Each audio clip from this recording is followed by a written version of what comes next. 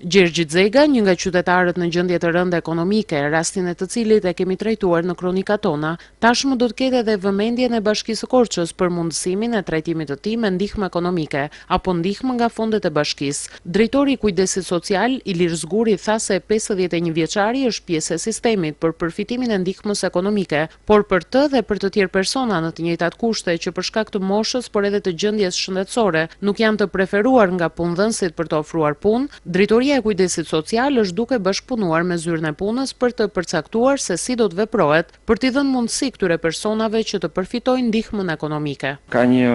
moment që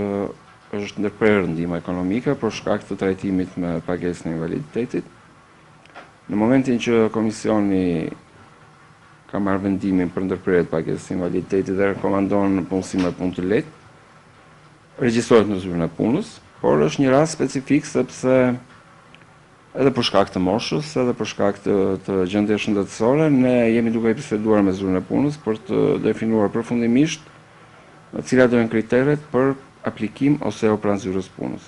Edhe për personat që janë në moshë të papreferuar nga punëmarrësit,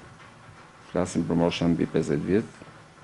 edhe për shkak të gjendjes shëndetësore, që personat të ndryshëm mund të kenë raport nga mjeku ose nga komisioni,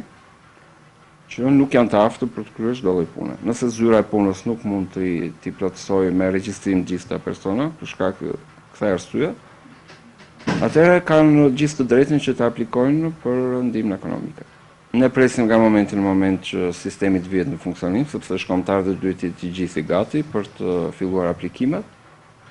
Sigurisht që Gjergji dhe çdo qytetar tjetër me fillimin e aplikimit në sistem elektronik është i mirëpritur të kryejë aplikimin. Nëse sistemi nuk